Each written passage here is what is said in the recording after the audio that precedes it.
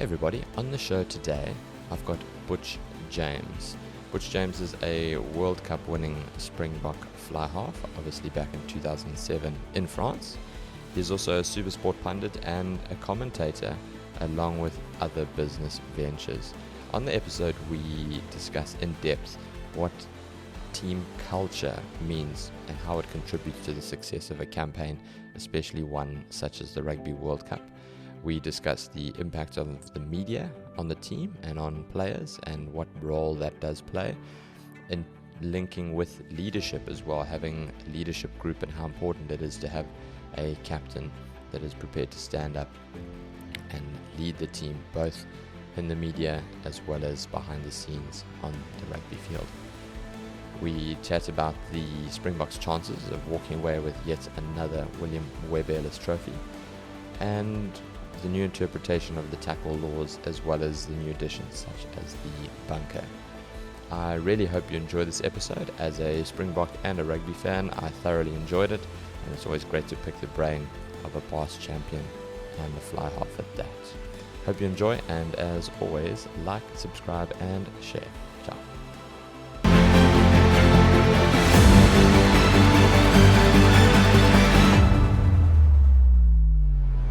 Butch James, thank you very much for being here. It's rugby season, World Cup time, so it's great to have past World Cup winner here on the show. So thank you firstly for taking the time to be here today. No, it's a pleasure. It's good to be here. Butch, doing my research and looking into your life and your professional career, your professional rugby career, and then going back even further, it seemed like you were a good all-round sportsman. Can you elaborate on why you decided to go the rugby route when it seems like you may have had other options to pursue as well? Yeah, I think at school I tried to play everything I could. As a youngster, my first love was playing soccer. So I loved playing soccer. Then we used to live in Somerset West in the Cape, and then we moved up here to Pietermaritzburg in KwaZulu-Natal, and we used to play club soccer. There was no soccer at schools in those days, so we used to play club soccer, and eventually the older we got, we would arrive at our game on a Sunday and half of the opposition would arrive, and it became a bit of a waste of time, so ended up giving up soccer, and then just played every single sport I could at school. Obviously, at high school we had to choose between rugby and hockey.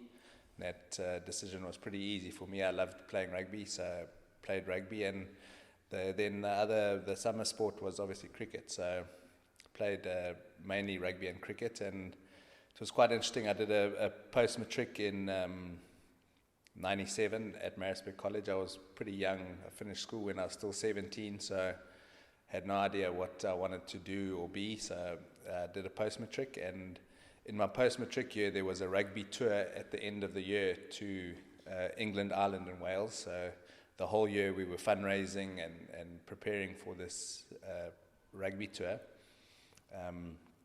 I also played first-team cricket, and my first-team cricket coach was the Natal Schools coach. So they were selecting the Natal Schools team, and he phoned me the night of the selection and said, I know you've got this tour at the end of the year. It's the same time as the Natal Schools teams are playing. What do you want to do? You know, which would you prefer to play? And I said to him, if I play in Natal Schools A team, I'll obviously play the cricket. But if I make a B team or I don't make it, then obviously I'll go on the rugby tour. And he said, well, you're going to make the B team. So I said, no, well, then I'd rather go on the rugby tour. So that was the decision I made. I went on the rugby tour. Throughout the season, I started off in the second team at school. Through a few injuries, played most of the season in the first team. So I was really just filling in and almost a polyfiller in the team. And then on that end of year tour was when my rugby grew and I actually played really nicely. So from that moment on, I thought, let me try be a rugby player. Started playing at Rovers, and the very next year out of school I played Natal under 21. So I hadn't played Natal Schools or anything at school, and then the next year played Natal under 21. So I think the decision was made for me. I think it would have been interesting if I had made the A team cricket, just to see which path I would have followed. And who knows? Maybe I would have started trying to play cricket. That's so interesting to hear that you weren't that sort of child prodigy, especially nowadays in a pivotal position like flyhalf. You've got these child prodigies, these superstars that are at a high school level, for you to just find your feet as you got into under 21. Yeah. So at that stage, that end of year tour, was that when you decided, I actually think I can give this a go? Yeah, it was. At that stage and on that tour, our first team coach was a guy by the name of Colin Hurd, and he had just been contracted to move to the Sharks. So on the tour, after the tour, he said to me, look, I think you've really got to give rugby a go. You've been outstanding on this tour, and I think you've got a good chance of becoming a rugby player. So that was also probably the little push I needed to commit and try to become a rugby player. And then, from then on, things went nicely. And I didn't try to get ahead of myself. My goal was to play for the Rovers under 21 A team, and I did that. And once I was in that team, obviously you're playing against guys that have played Natal under 21 the year before. There was no under 19 in those days. It was straight to under 21s. And then you start thinking, geez, that guy actually wasn't that bad, it wasn't that good that I've just played against. Maybe I could make the Natal under 21 team. So I set that goal, and then slowly it was the Wildebeest, then the Sharks. And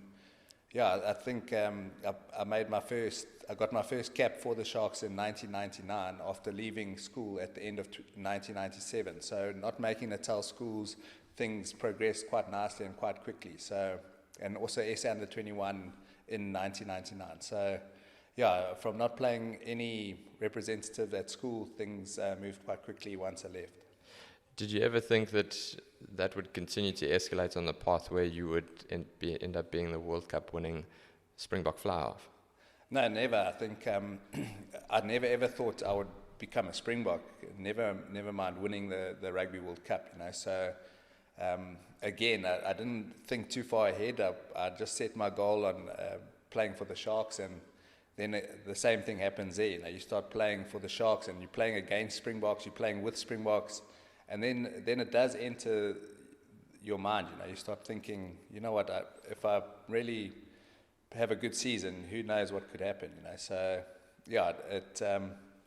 if you had told me when I was at school that I'd play for the Springboks one day, I'd say you're dreaming. So it worked out nicely. I think that's an important lesson. I see a lot of youngsters, in this instance for me, a lot of aspiring golfers, but the same applies across all sports, is they tend to get ahead of themselves. They tend to have big ambitious dreams, which is great. It's great to have a dream and something to aspire to, but having said that, they don't focus on what the next step is. They want to be a major champion, and they want to play at Augusta when they watch the Masters, but they've never won their own club championships before in the A division. So that's a fantastic example for those youngsters out there to focus on the next step. Take it one step at a time.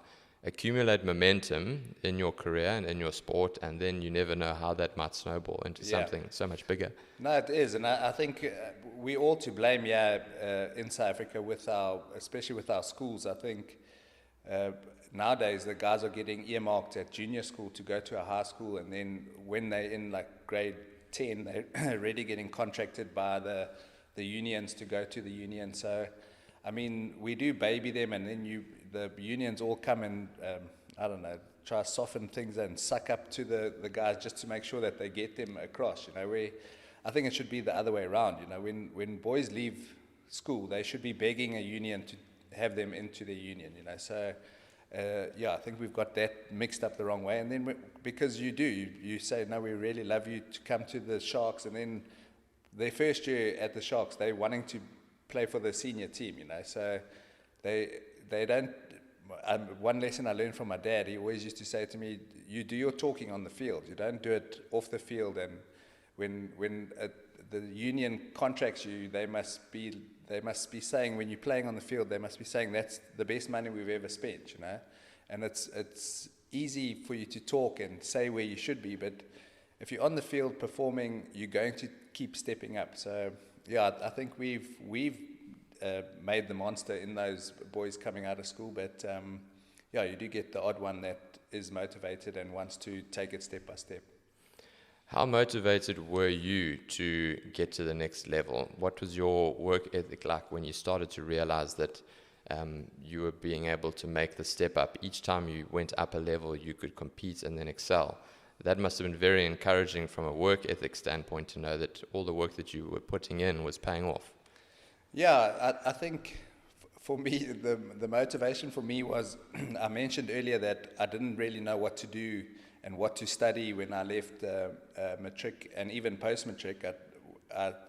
After post-matric, I actually took a year off because I didn't want to waste my mom and dad's money sending me to a varsity college or to varsity and halfway through, like, not enjoying it and pulling out. So I had no idea what to study, and rugby became my job, and I absolutely loved it. So it was easy for me, and that was motivation for me to keep playing and to keep performing so that I could keep on doing it. Otherwise I would have had to have gone and tried to find a normal job. So that was motivation for me. I think one regret that I do have is I absolutely hated the gym and training and so on. So obviously my body fell apart a bit, especially my legs. So if I could go back, I would have definitely been more professional, watched more what I ate and drank, and also trained a bit harder in the gym.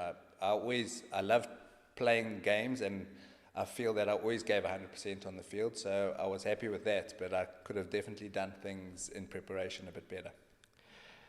Why do you love rugby so much? Because this continues to be a big part of your life even after retiring.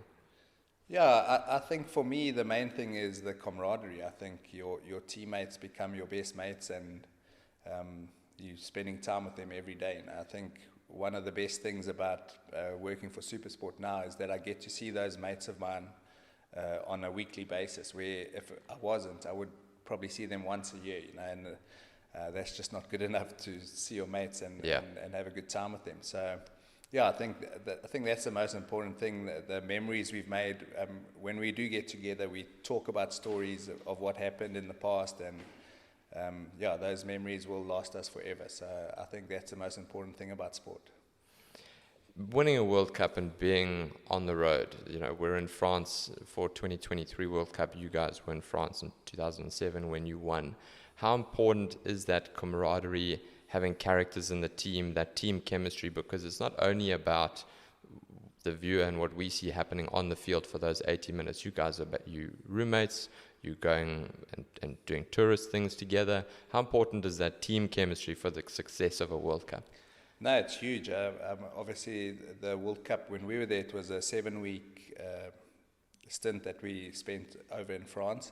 We probably were together 2 or 3 weeks before that. So it's a long time to be together and in each other's faces all the time. So look, it's not always smooth sailing. There were a few instances where there were punch-ups in the team, and you've just got to try and calm it down as soon as you can. And it does help when you're winning, though. I think if you are winning on the weekend, as soon as you start losing, then there is murmurs in the corridors, and the guys are a bit grumpy and upset. But I think it's just human nature that you are going to get irritated with the guys, and there are going to be some situations that you just need to calm down. But all in all, it's normally a good bunch of guys, and I think especially the squad we've got now, they've been together for a while, and I think they know exactly the right buttons to push with each other and where you can test someone and where just to leave them alone. So I think when you've got that sort of experience and been around the same squad for a long time, you do get on a lot easier.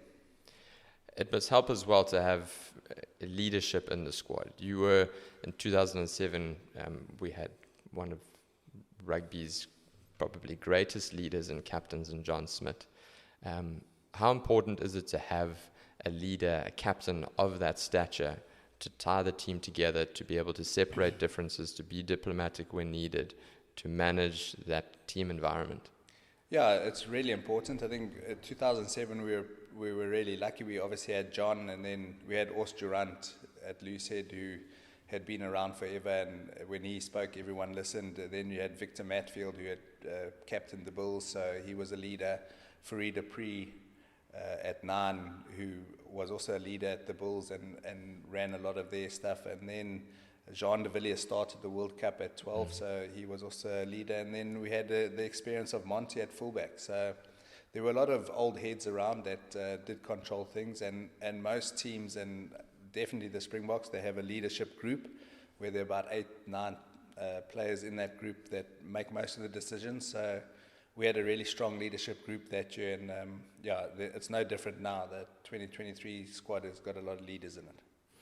I saw such an encouraging video of the press conference after the Scottish game, when Manie is coming. He's under the pump from the media for his goal kicking, despite, in my opinion, his outstanding play in general play, and it was so good to see first Nienaber stand up and say, well, only when he doesn't win man of the match, number one.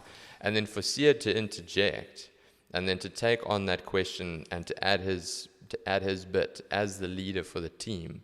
I mean, one guy on the back, one of the journalists, started actually clapping, and then sort of Jacques Nienaber gave him like a little bit of a fist bump and a pat on the leg to be like, well done. And that for me is, I mean, that must be massive in the dressing room, in the locker room for the Boks, to see their leader standing up and, fighting for them. Yeah. No, it is. I think that's, in any team sport, you need to stick up for your teammate and make sure that you're all in it together. I think it was outstanding from Siya. And I think for me, the most important message that he did mention was that he's not trying to miss the kicks. I mean, I've never heard of someone try to miss a kick, So he's out there. I know for a fact he'll be practicing today for another half an hour tomorrow, and this whole week he'll be making sure that he puts the hours in so that he is doing his best that he can off the field, so that when he goes on the field he'll try his best again to get the ball through the posts. But it is something that, I mean, I'm sure it sounded like a French journalist that asked him the question, and they'll definitely be jumping onto that for the rest of the World Cup, because they can see that it is a little bit of an issue, and they'll try to make it a big thing that it does try to get into Manie's head, because they are one of the favourites and so are the French, so the media will definitely try to get into their heads. Yeah. How much of an impact does that have, that press? And maybe going back to your experience in your career, what was it like having to deal with the press, one, when it's good and things are going well, and then two, when things are not going so well and you may be getting some negative feedback? How does one deal with that in a constructive way, and how do you not let that affect your performance on the field? Yeah, I think when things are going well, then it's very, very easy to deal with it. Obviously, there's nothing really to worry about. But when things are going badly, it is tough. I think, like I mentioned, the media, they can be ruthless and they can really get into you. So it can become tough. I think it's even tougher for players nowadays because of social media. In my day, there wasn't social media until right at the end of the career. So it was a bit easier for us. But nowadays, the public have access to you on a daily basis. And I think it can be very difficult for players. So you've got to be really mentally strong, and you've got to just try to block it out as much as you can. And just, like I mentioned with Manie, just make sure that you are putting in the work and doing to yourself that you know that you are doing all you can to play as well as you can. And then there's nothing more anyone can expect from the player. So, it can be tough. I think I was that game in London at Twickenham with New Zealand and South Africa. I was actually hoping that we would just lose to the All Blacks by just a couple of points, so that we could fly into France under the radar. The media would all be around New Zealand, France, and Ireland, and we could just be doing our thing and carrying on with our business under the radar. Because when you get there as one of the favourites, the media will all follow the best teams around and all be at those press conferences. I'm telling you now, a team like Namibia aren't going to have as many journalists at their media as we saw with Siya and Jacques at that media, at that press conference. For me, it's nice to fly under the radar, and it was pretty similar for us in 2007. We definitely weren't favourites when you arrived there. I think after the quarterfinals, when Australia and New Zealand got knocked out, then all of a sudden we got escalated up the rankings and we're all of a sudden in contention to win. So it's nice to be underdogs, especially at a World Cup. Do you think the Springboks, generally speaking, perform better as underdogs versus favourites? I think as South Africans, I think we do. We're pretty good at having our backs to the wall and fighting our way out of situations. So I think we're good at being the underdog.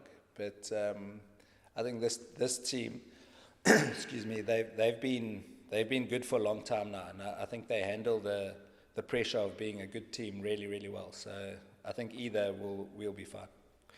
Butch, what makes a good fly half, in your opinion?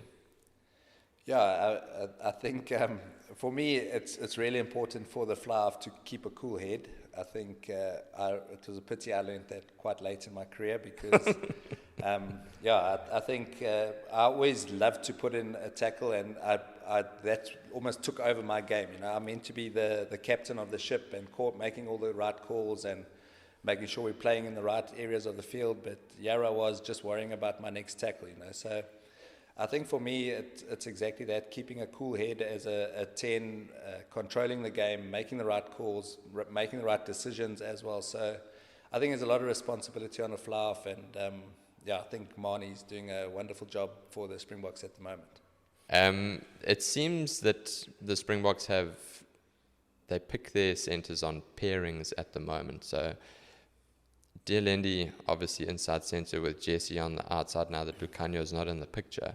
And with the move of Kane and Moody as an option at 13, and then, Esterhuizen bearing up with him against the All Blacks, it seems that when particularly we pick Dielendi, there's a considerable difference in our strategy and how we attack versus when we've got Esterhuizen.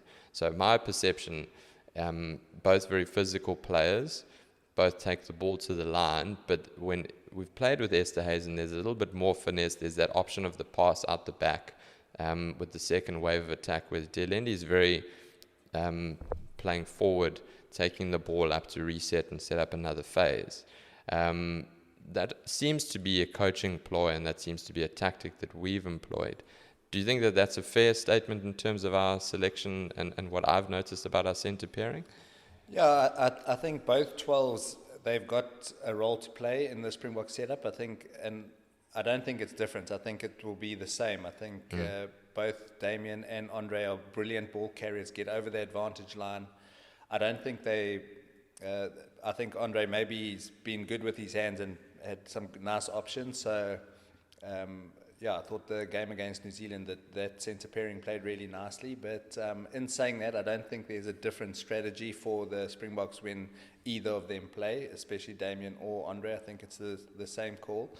I would like to see more of that, more options when Damien or Andre is running at the opposition. Someone maybe running out the back, or just so that the defence don't. At the moment, we send Damien or Andre, like the ball comes off the line out, it's one guy running, it's pretty obvious who's getting the ball, and they still make it over the advantage line, which is incredible, So I would just like to see a bit of deception and maybe sending one of the wings on his inside or on that, like behind him, as if he's maybe getting the ball. So just to create that doubt in the defenders so that it can become a one-on-one. At the moment, there's two guys tackling them and they're still dominating.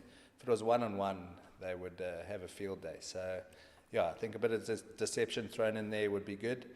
I thought the addition of Kanan at 13, I think he had to, it was his last game to try something that he needed to try, and he had to try it after losing Lucania. We only had, Jesse at 13, so we really had to throw the dice there and throw Kanan into the deep end there, and I thought he was outstanding. I think he played most of his schoolboy career at 13, so he knows the position. Yeah.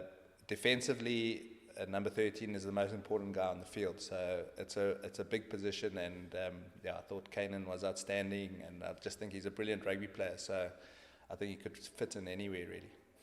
I think that's something that a lot of people in the public underestimate, is the importance of 13 from a defensive standpoint, and a coordinator, going back to the likes of Jacques Ferry, for example, and how he used to pull the strings in the back line defensively. Lucanio the same.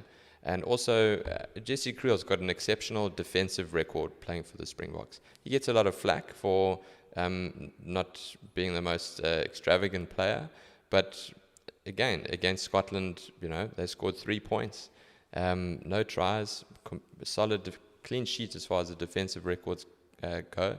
And what do you think about the statement that defense wins World Cups? No, I think that statement's spot on. I think defense will definitely win this World Cup. I think, especially with the teams being so evenly matched, it's definitely going to come down to the defense. Just on Jesse, I thought he was outstanding again on the weekend. He made that big ball and all tackle, I think it was on the number 8 Dempsey on the weekend, where he read it so well and made the right call, got up there. They had probably 2 or 3 man overlap. So it's a really important position. You've got to make the right decision and also close down the space. So Jesse does it really, really well. So yeah, for me, if your defense is no good, you've got no chance of winning a World Cup. And I think that's probably our biggest strength. I'm glad that you brought up that particular tackle, because there's been so much hype and press around, first in the build-up to the World Cup with Owen Farrell and his ban, and the way that they're interpreting tackles these days. There seems to be a lot of open to interpretation. So, for example, Gregor Townsend in the presser afterwards felt like that Jesse Kriel tackle was something that was potentially a foul play. And then when we go back to our studio, they looked at that Finn Russell shoulder charge, whatever that was, and potentially foul play there. So what are your thoughts on the way that this is being ruled, those types of situations are being ruled? Going back to Tom Curry as well in the English game, it seems like there's a lack of consistency. So what do you think on how things are being ruled as far as that's concerned? Yeah, unfortunately, in rugby, you're always going to have the lack of consistency, because for me, most of the ruling is on your opinion. So we could watch a clip now and you will have an opinion on it and I'll have a different opinion on it, but that's because we're all individuals and it's not in black and white. The rules are a bit grey, So I think it's a pity, because I think we're always going to have this problem with rugby because of the rules. I disagree with quite a number. They're really trying to protect the players' heads at the moment. So I think the clashes that we've seen where it's head on head are really, I think it's just unfortunate. I think I've never known any rugby player to want to tackle the other guy with his head, hitting his head. So I think you do get those clashes. The Curry clash for me was just an unfortunate incident where they clashed heads. In the Chile-Japan game, it was a exact same replica of the Curry incident. I think the difference for me in that was that both of them had their eyes split open. There was blood all over the Argentinian jersey, and he got a red card. The other guy got nothing. So again, like I was saying, it's all unfortunately down to the ref and the TMO's opinion on what he's seen. So it does seem like they are trying to not give the cards, but unfortunately, yeah, when it comes to head collisions, they're going to be quite harsh.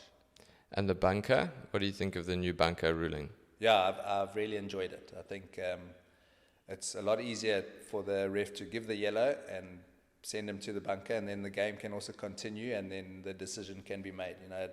When it's a big call like that, especially imagine it was a World Cup final, I promise you now that TMO would have watched it 30 times, and we would have wasted 5 minutes while we're sitting there waiting for the game to start again. So I think the bunker is a fantastic rule, and let's hope that we don't see too many of them, and especially when it comes to playoffs. Yeah. Speaking of the playoffs, can you see a winner outside of the big four? I've called them the big four: France, Ireland, New Zealand, South Africa. Do you think your winner's coming from one of those four? Yeah, the pity is that the four of them are all going to play against each other in the quarterfinal, you know. So there's only going to be 2 out of the 4 that are going to go through, which is a pity. I think it would have been nice to have all 4 of them playing in the semi-final. But I do believe that the winner will come from those. So whoever gets through to the semi out of those 2 teams, I think will be the eventual winner. Looking at the games this weekend, we've got a clearer indication now after some of the bigger games. So we got a decent idea of that England pool now that they've come out miraculously. I don't know. I think that's probably the worst game of rugby the RGs have played in maybe 3 years. I don't know how on earth that happened, to be quite honest. Yeah, me neither. They were pathetic. So it's clear that those guys are going to emerge, probably at the top of their pool now. And then the big difference, that the game that I'm looking forward to this weekend is going to be that Fiji game. I think Fiji are playing Oz, which is going to be between those of the 3, you know, Wales, Fiji, and Australia. What are you expecting to see from that pool in specific between those 3 teams? Yeah, I'm hoping that Fiji beat Australia now this weekend, and then Australia beat Wales, and then you got all 3 of them will be close. It will all depend who's got the bonus point and so on. So I would love to see Fiji emerge and go through to the quarters. I think as long as we don't meet them, because I think they're really unpredictable and very hard to analyze and prepare for. So I thought they were really unlucky yesterday. Or on Sunday. I thought they should have got that victory over Wales. Obviously, everyone's going on about the refereeing and not giving the yellow, which I agree with. And then also, I mean, Radradra, one of the best rugby players in the world, and just unfortunately knocking it on just as time was up. So, they should have won that game. But they do. They've got the chance now. They have to beat Australia, otherwise they will be out. Do you think they can beat Australia? Yeah, I believe they can. I think we saw a better performance from Australia over the weekend, as well as England. I thought although, like you mentioned, Argentina were useless, England probably played their best game in the last 3 years as well. So, that's the thing with the World Cup. Everything from the last 3 years matters nothing. It's how you're going to perform now in these 7 weeks under high pressure. But those teams that do well and perform under pressure will end up going all the way. So, but I don't see England going all the way, or Australia. Okay, so who would be? I'm going to put you on the spot then. Okay, let's take the big 4 out of it. Who's the dark horse? Who do you think? My dark horse was Fiji. Yeah. I think they let me down a bit on the weekend by not winning. But besides Fiji, I don't know. Maybe England can all of a sudden start playing to their potential, because they got some good players there, but they just haven't been good at all. So it'll be interesting. I mean, the coach got a few dilemmas now. Like Owen Farrell will be back soon. And if he's going to play, you've got Marcus Smith on the bench as well. It'll be interesting to see. I think George Ford, he was good at 2019, but come to the final, we ran straight at him. He got meters over him all the time, so it's going to be a tough call for the coach. Butch, there's been a common thread throughout your life. So you seem to be quite comfortable with being uncomfortable. And what I mean by that is you progressed nicely through your professional career. You went overseas, you did a stint there, and then you came back, and then you finished your career here, and then you went into live TV commentary. You then done the Cape Epic as well, which is probably one of the most intense events that are out there. You seem to be always pushing yourself into new ventures and being okay with that process. Is that something that you actively pursue?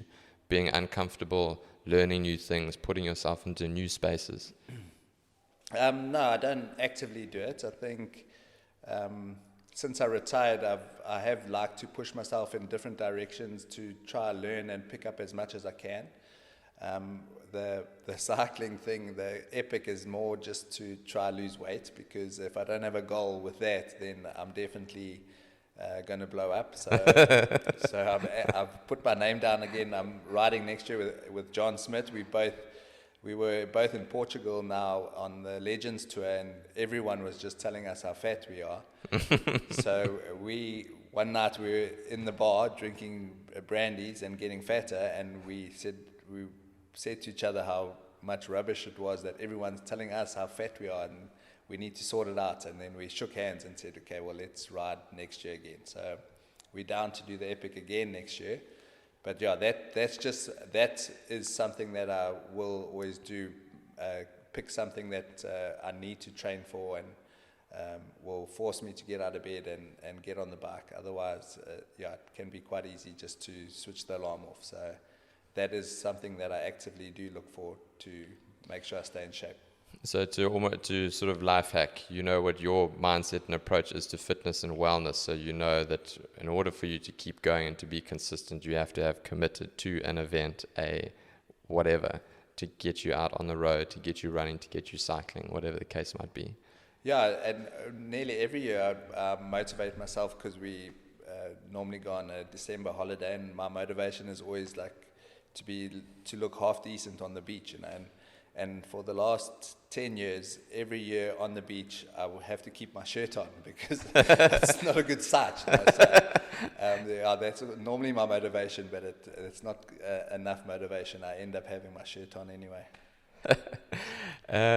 Butch, tell me about your stint in commentary. What was that like? Being on the rugby field, having spoken to Ottawa about this as well, who's also on the team. What was that transition like from being on the rugby field to then being on live TV, and then also you commentate as well?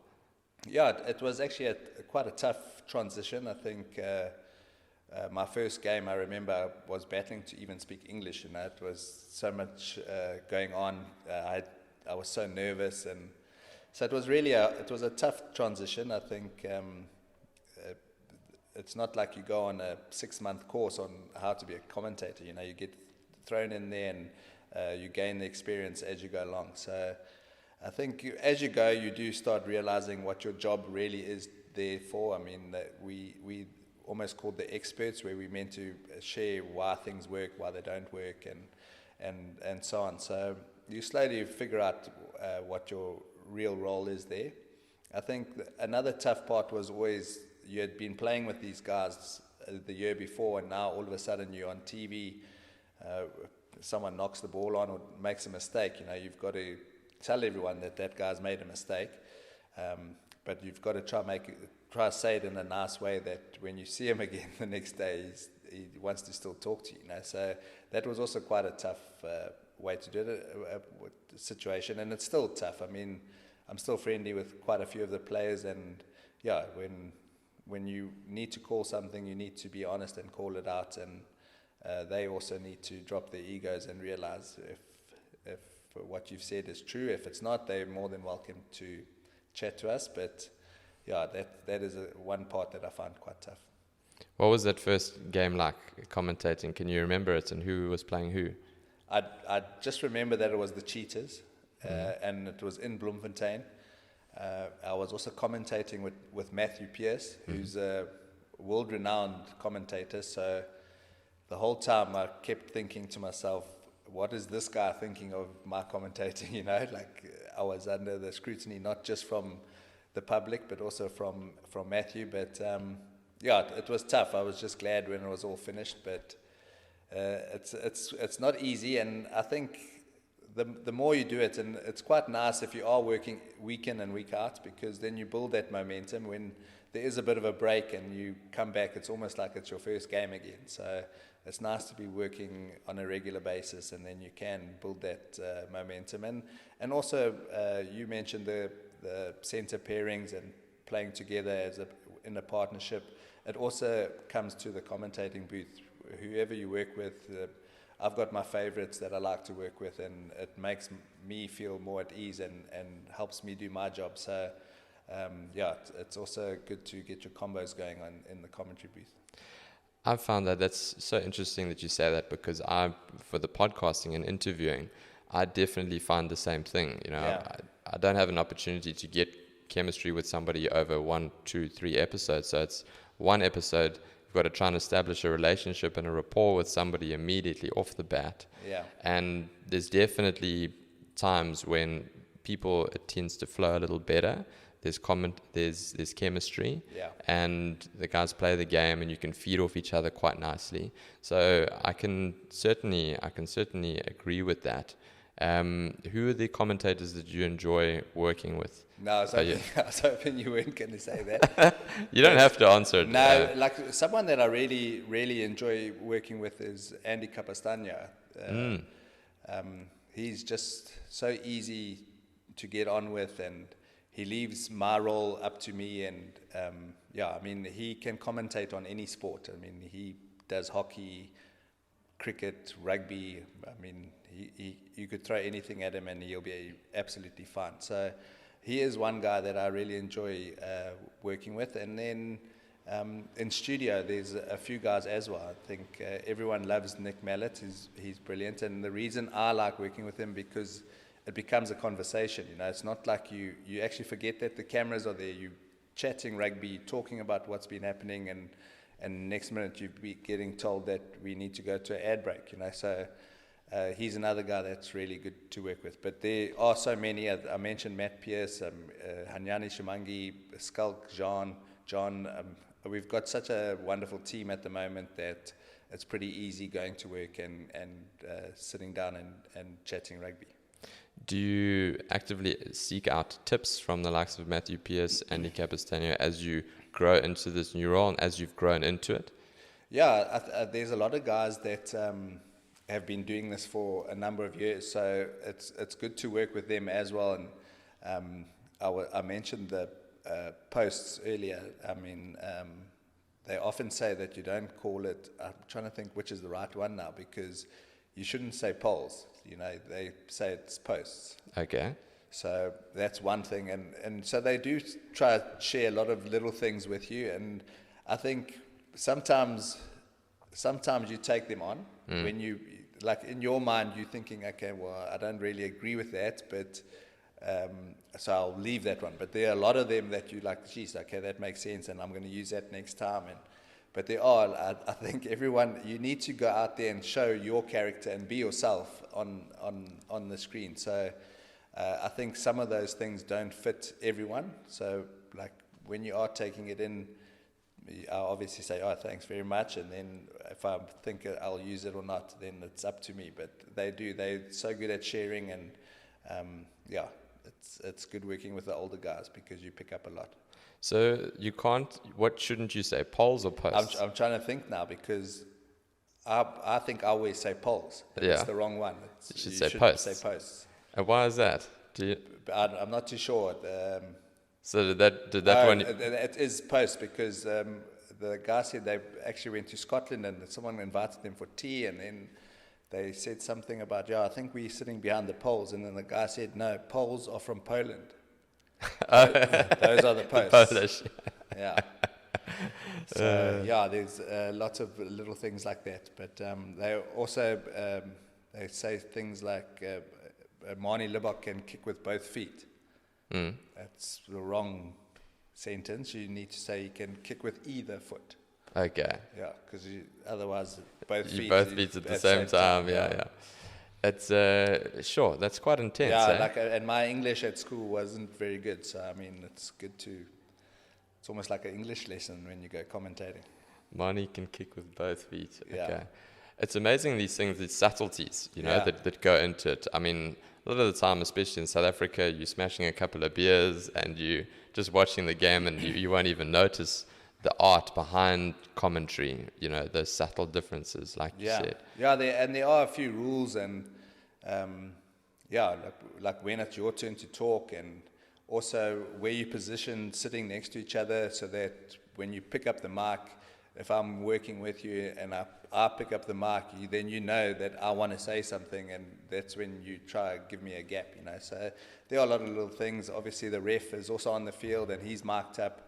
So when he's talking, everyone at home wants to hear him, not these two guys in the commentary booth. So there are a lot of rules that you need to get used to, and it does take a bit of time, but once you get it, it flows quite nicely. Do you enjoy it now, commentary? I do. I enjoy the commentary, but I much prefer the studio work. I Okay. like analysing the game and seeing why things work and don't work, and tactically what they should and shouldn't be doing. So I prefer the studio, but the commentary is okay. Most of the time they use me here at Durban, which means I don't have to travel to Joburg, so that does help. That does help, yeah, Yeah. for sure. I think you're spot on. I think it's about chemistry and it's about being you. I Yeah. think when people get into trouble, it's when they try to be somebody else. They try to be a Nick Mallett, or they try to be to use a New Zealand example, Mills trying to be Jeff Wilson, Yeah. for example, where Butch needs to be the best version of Butch. And then that's going to complement the way Nick's never going to be able to be cracking the jokes and being charismatic like Butch Yeah. is, and Butch shouldn't be like Nick and Nah, like 100%. Skalk or like Jean or whoever. So I think that also comes with time. I've learned that for me too. Is I learned what my strengths are if I'm doing a podcast or an interview, and I don't try and be Who you anybody know. else, Yeah. because No, that's not 100%. me, and then Yeah. people are not going to buy into it. Yeah. You have to be the version of yourself, the best version of yourself, and if people buy into it, then that's great, and if they don't, well then probably not for you. Yeah, and it's also hard to maintain that. I think you could do it for 1 or 2 shows, but I think to do it going forward for every single time, it's not easy. No, not easy. Coming back to the World Cup, are there still places up for grabs in that Springbok first 15 side, in your opinion? Yeah, I think the selection we saw this last weekend, I think the 2 positions for me where it was a 50-50 was at number 8 between Dwayne and Jasper, and then at fullback, Willie and Damien. I think those were the only 2 positions that were 50-50. Some people might argue on the left wing having Makazola Mapimpi on the left wing instead of, I think Cheslin played on the left. Cheslin was on the left because Kirtley was playing right wing, yeah. Yeah, and I think I would actually swap the 2. I think Cheslin's better on the right and Kirtley's fine on the left. I don't think either one is his best position. I think he can be just as good on either, where Cheslin for me is better on the right. But it's just those 2 positions. I thought Jasper, the last couple of years, he's been outstanding. He's been one of our best players, but he just had a little dip in form, and when he had a little dip, Dwayne actually shot up and was playing unbelievably well. So I was surprised that they didn't go with Dwayne, but I'm glad they went with Jasper because he had another good game, and I think he's back hitting that form again. So we need him to be good. And then at fullback, I thought Damien was outstanding on the weekend as well. So yeah, I think those are the only 2 positions that I would say that were a bit 50-50, but I think they've played well enough this weekend to help ease the coach there. Yeah, I think Damien, especially Willemse, he seems to have this art. He's got a wonderful step, and he always seems to beat the first defender. And then at times when he doesn't, he's almost half beaten him, so he's got his arms free, and he's been able to offload. I mean, even in this game against Scotland, sometimes he stepped into that first receiver role, and every time he sort of threatened.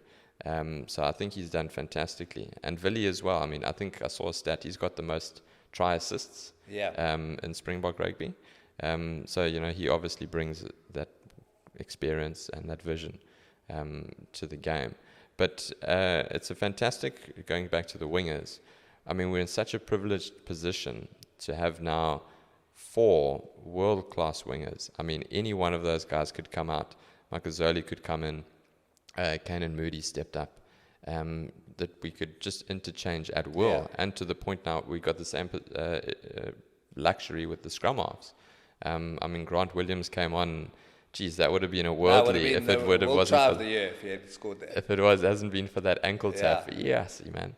Yeah, I think it was Finn Russell who made the ankle tap, and he actually made a few important tackles on the weekend. Finn Russell, was one on Cheslin as well where he dropped back and it was almost a 1-on-1, and he managed to make the tackle. So I think we all see him for the attacking abilities he has, but he was good on defense as well. But just back to the squad, I think we've got a wonderful squad over there at the moment. There's no position where if someone had to get injured, you think, oh no, we now have to replace him with the second best who's not as good. I think most of them are really, really evenly matched.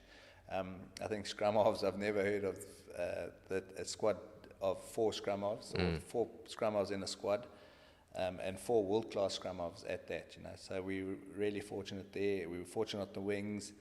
I think maybe at 10, I think if Manie had to get injured, we'd probably have to move Damien up into 10, so I don't think that would be a problem either.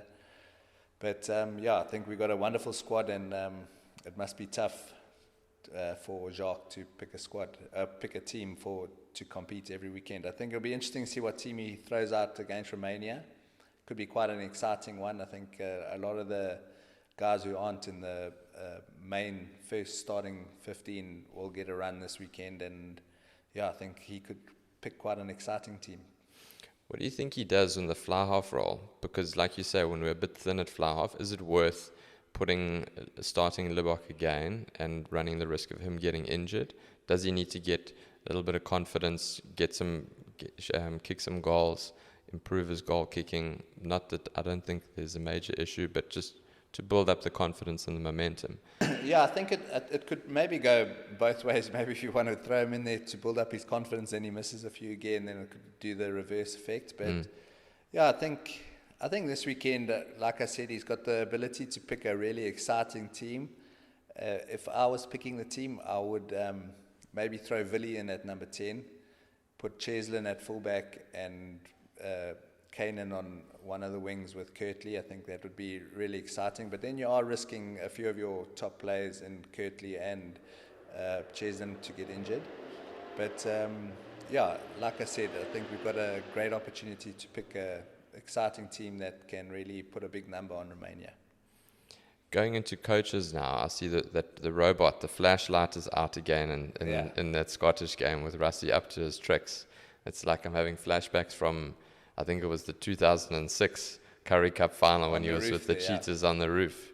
How much of that is just like antics? And what exactly do you think he's trying to do there? I think it's more like a message to the players and to get it on quicker. I think he was on the side of the field for our build-up to the World Cup, and you would have seen he was holding cones, and it wasn't that someone was using the cones to warm up. He was actually holding the cones up with the different colors to the players, so it was quite easy. And I think at the moment they're mainly using it, it seemed like they were using it for decision-making with the penalties. Are you going for goal or not? So I think those were what I sort of picked up. So I think it's still up to the captain. I think they would have discussed it all week long, what we're going to do in what part of the field and the decision making. So I don't think it'll be used too much. You would have spent some time with Eddie Jones in his consultancy role back in 2007. What do you make of him as a coach? He's been in the media a lot with his transition from the English side and then taking over the Aussies. What do you think of Eddie Jones? The time I spent with him, he was outstanding for us. He came in as an assistant coach and he knew his role. He didn't try to take over. He stayed in the backgrounds. Whenever he was asked something, he would answer, and whenever he thought he could add value, he would add value. So he was outstanding when in 2007. He taught me a lot in a very short space of time. So for me, I think he's a brilliant coach, and would love to have worked with him a lot more, but I didn't get the opportunity. So I think he's a great coach, and Australia are lucky to have him. Butch, to finish off, what are you excited about in the immediate future? It can be on a personal standpoint, it can be in a rugby capacity. What has got you excited? What are you looking forward to in life? Definitely not looking forward to training for the Epic. Yeah. But I think there's a lot of good things going on at the moment in my life, and I'm just looking forward to the next couple of years. And I've also got 3 little boys. The best thing for me at the moment is watching them play sport and supporting them on the side of the field. So I've got a lot of good things to look forward to, and hoping for another good year and a couple of good years after that. Nice. And finally, on the spot, who's going to win the Rugby World Cup? South Africa. South Africa all the way. all the way. I agree. Thank you very much. Pleasure. Butch, thanks for being here. No, thanks. It was lovely.